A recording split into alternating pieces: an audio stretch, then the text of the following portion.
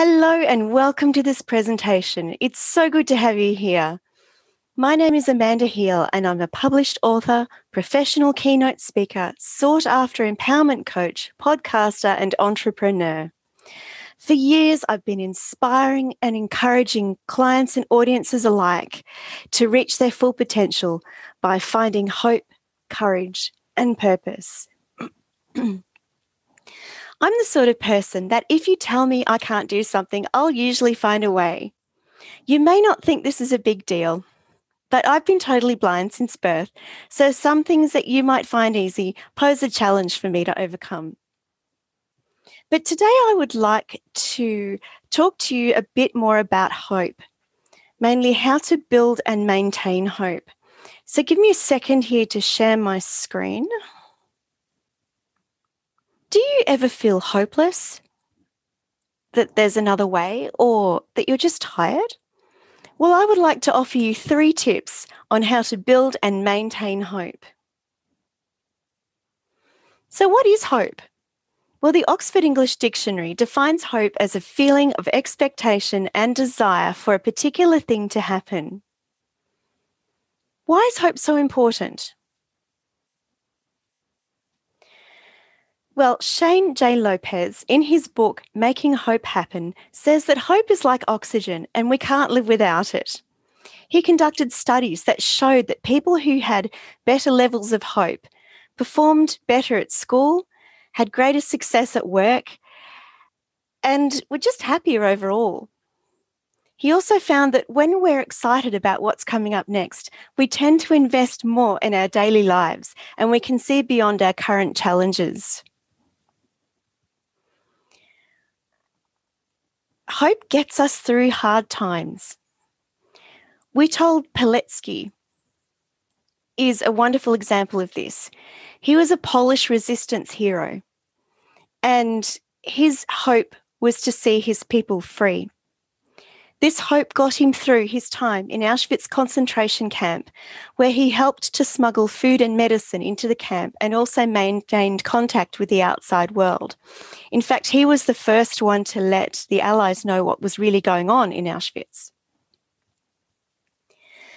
After the war, he continued his work and was again arrested and imprisoned for 2 years before eventually being executed, and I have no doubt that his hope got him through that time as well. In fact, just before he died, Pilecki said that he was able to die with joy in his heart because he had done everything he could to help his people. Now, I believe there are 3 ways that you can build and maintain hope. Discover your life's purpose and put it into action. Set meaningful goals and break them down into bite-sized pieces. And surround yourself with the right people. Firstly, discovering your life's purpose and putting it into action. I'm quite passionate about this subject. In fact, I've written 2 books on it, and on the screen is the title of my second book, which I have just finished writing, so hence I can't show you the cover. But I'll show you my contact details later, so let me know if you would like to know when that book comes out. What is purpose? Well, purpose is what we've been put on earth to do.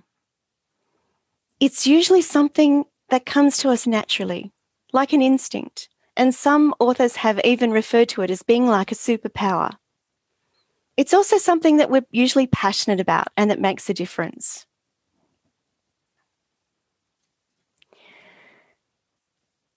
I believe that discovering your life's purpose is like finding gold. Some gold is on the surface of the earth and can be found easily, such as scooping it out of a river in a pan. Or if you're really lucky, you can even pick it up off the ground. I believe some people's life's purpose is like that too. For example, my chiropractor, Dr. Mark Tapper, when he was 16, he had to visit a chiropractor for treatment for an injury, and he was so impressed by the treatment that he received and his subsequent recovery that he decided then and there to become a chiropractor because he wanted to help heal people's bodies so that they could function better. He's now in his 60s and a well-known and renowned chiropractor. and loves what he does. When I asked him if he was living out his life purpose, he answered with a resounding yes. He says that he will continue to practice as long as he's able. Some gold is found beneath the Earth's surface and has to be mined and refined and processed. And I believe that that is also true for some people's life's purpose. It's buried beneath a life of doing other things. Perhaps they had a dream that they were told they couldn't achieve or believed they couldn't achieve. Perhaps they never really knew what their life's purpose was. I was one of those. So how does discovering your life's purpose help to build and maintain hope? Well, if you discover your life's purpose and live it out, it will help you get out of bed in the morning when you're lacking sleep. It will help you keep going when times are tough. And if you're lucky enough to put your life's purpose into action as part of your career, work will never feel like work again. When I was first born, my life's purpose was just to survive and thrive. And here is a picture of me when I was 8 days old next to a 12-inch ruler. When I was about 5, I remember my mum asking me once in the car on the way home what I wanted to do when I grew up. And I answered with the confidence of a 5-year-old, "I want to be a nurse." "Why?" said my mum. "Well, nurses put bandages on people and make them feel better." Not wanting to crush my spirit, my dear mum said, "Yes, darling, they do that. But they also do lots of other things too. For example, they make lots of beds. And you don't like making beds, do you?" "Oh, no," I said. "Between you and me, I still don't." And she continued, "They empty lots of bedpans." I didn't know what they were, so I asked her to explain. "Oh, no," I said. "No, I don't want to do that," I said in horror. And no more was said on the subject. Perhaps that was the first seed of my life's purpose. In the 1970s, it was quite normal for blind and vision impaired people to be sent interstate to special schools for their education. But my parents got together with parents of other blind children here in Canberra, where I live, and lobbied the government until they made it possible for us to attend our local schools with the assistance of braille transcribers and specialist teachers. After I finished school, I decided I wanted to be a physiotherapist, but the only place where blind physios could be trained was the North London School of Physiotherapy. So off I went. But for reasons which I won't go into, that didn't work out, and you can read more about that in my book. I came back to Canberra and started studying commerce. And after the end of 7 years of study, I graduated with a degree in commerce, a degree with law in honours, and a graduate diploma in legal practice. And after putting in 157 job applications, I got my first job as a government lawyer. But deep down, I knew this wasn't my life's purpose. After a 17-year legal career, I was unexpectedly made redundant when the agency I was working for was downsized.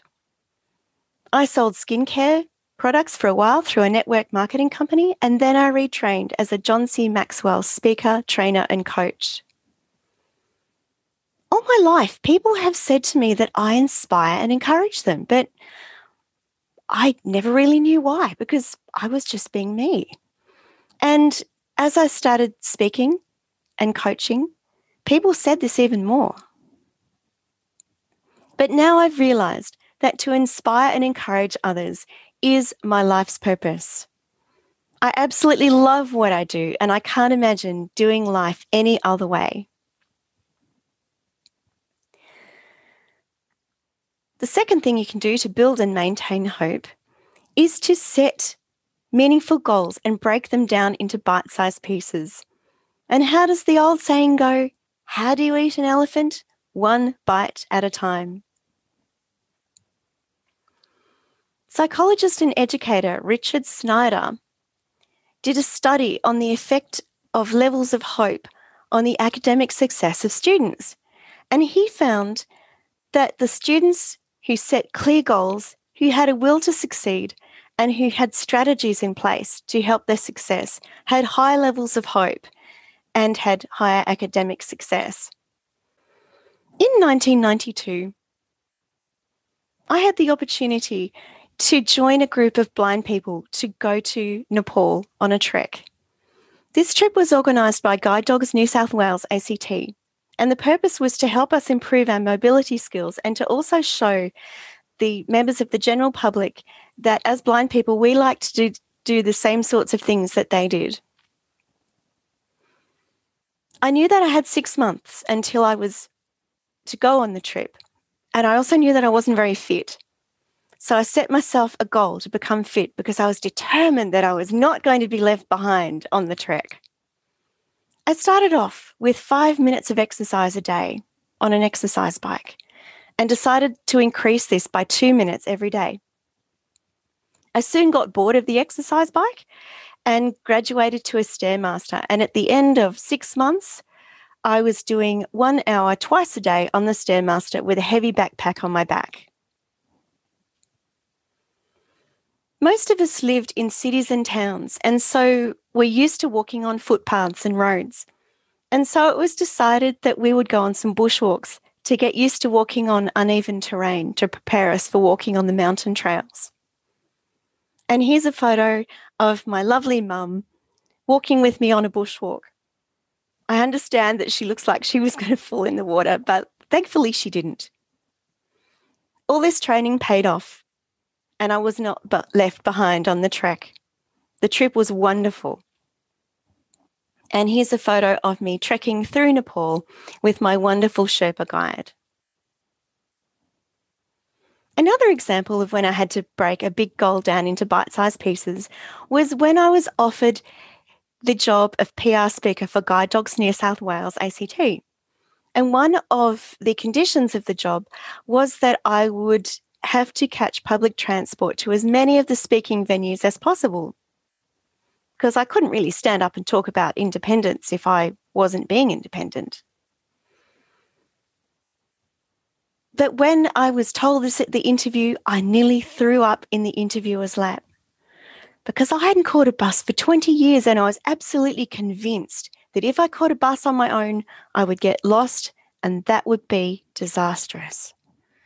But I really wanted the job because it would help me improve my newly acquired speaking skills, and it was also a way to give back to Guide Dogs New South Wales ACT.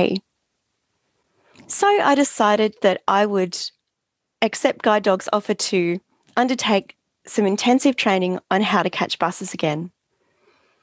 So I started small, just getting on and off a stationary bus and finding a seat. Then the bus driver drove me round and round the block, and I practiced ringing the bell and getting off the bus and back on again and finding a seat and ringing the bell and getting off the bus. Once I had mastered that, I went on a short bus journey with the instructor sitting next to me, keeping me calm. Once I had that down, I went on a short bus journey with the instructor sitting somewhere up the back of the bus. I didn't know where she was, but she was there just in case something went wrong, which it didn't. Finally, I agreed to meet the instructor at an agreed location, and I caught the bus there by myself. Now, I'm happy to say that I'd travel all over Canberra to speak. But if I hadn't broken down this goal, it would have been overwhelming and I would have failed. My third tip for building and maintaining hope is surrounding yourself with the right people. And as Jim Rohn famously said, we are the average of the 5 people we spend the most time with. If you're going to set goals and build your hope and achieve great things, you want to spend as much time as you can with people who are positive and who will support you, who will lift you up and who will even push you when you need it. You'll want to spend as little time as possible with people who are the opposite of that, But be aware, if you have loved ones in your network, they may not be able to support you or push you as much as you would need because, well, they love you and they want to protect you. They don't necessarily want to see you make mistakes or even fail. But the good news is we don't just have to have people we know in our support networks. We can have people from books and even movies. I love reading books about people who inspire me. And one of my favourite ones so far is this one, Life Without Limits by Nick Vujicic. Nick was born with no arms and legs, and no one knows why. It just happened that way. And when he was about 12, he decided that he would commit suicide when he was 21 because a man with no arms and legs surely couldn't raise a family, couldn't hold down a job, and wouldn't be any good to society. Thankfully, he told his younger brother, who raced off to tell his father. And Nick's father came in and comforted him and told him just how much he was loved and somehow that they would work everything out and it would be okay. Thankfully, Nick didn't commit suicide. He drew strength from the knowledge that his family loved him. And now he's married with 2 beautiful children and he travels the world as a speaker.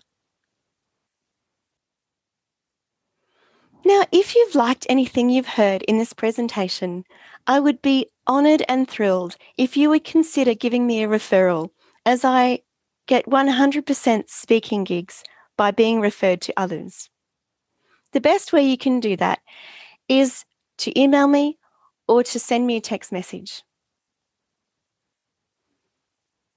And I'll leave the slide up for a minute or so you can take a photo if you would like to do that. Please also feel free to follow me on LinkedIn or on Facebook. And I also have a podcast which you can subscribe to. And if you enjoy that, please do remember to subscribe and leave me a review.